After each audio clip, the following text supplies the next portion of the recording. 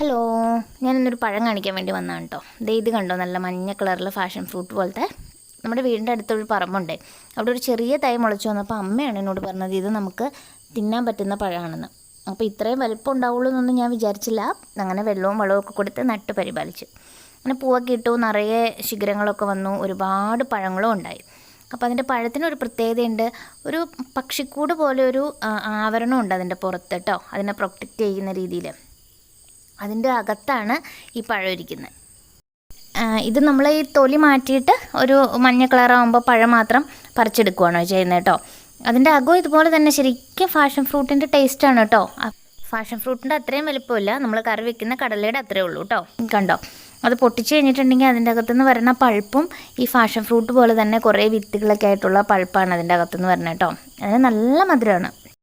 നല്ല മഞ്ഞ കളറുള്ളതിന് നല്ല മധുരവും, അതുപോലെ ഒരു ഇളം മഞ്ഞ കളറുള്ളതിന് ഒരു പുളി ചേർന്ന മധുരരസമാണ് കേട്ടോ. അതാണ് കഴിക്കാൻ കുറച്ചും കൂടെ ടേസ്റ്റി. ആ ഒരു പുളിപ്പും കൂടെ കൂടിയുള്ള മധുരം ഉണ്ടല്ലോ, അതാണ് കഴിക്കുമ്പോൾ ശരിക്കും ഫാഷൻ ഫ്രൂട്ടിൻ്റെ ടേസ്റ്റ് ആവണം കേട്ടോ. പിന്നെ ഇത് വളർത്താനും പറ്റുമെന്ന് തോന്നുന്നു. കണ്ടോ, ഇതിൻ്റെ പൂവ് കാണാൻ തന്നെ നല്ല ഭംഗിയാണ്.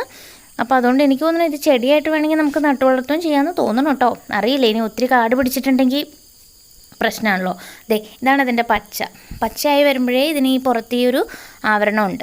ഞാൻ പൊട്ടിച്ച് കാണിച്ചു തരാം കേട്ടോ ഒരെണ്ണം. കണ്ടോ, ശരിക്കും ഫാഷൻ ഫ്രൂട്ട് പോലെ തന്നെയാണ്. കിളികളൊക്കെ വന്നിരുന്ന് കൊത്തി തിന്നുന്നൊക്കെ ഉണ്ട് കേട്ടോ.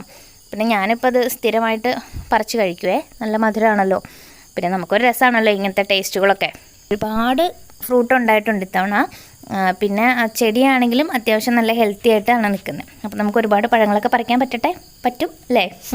അപ്പോൾ അടുത്തൊരു വീഡിയോയിൽ വീണ്ടും കാണാം. ബൈ.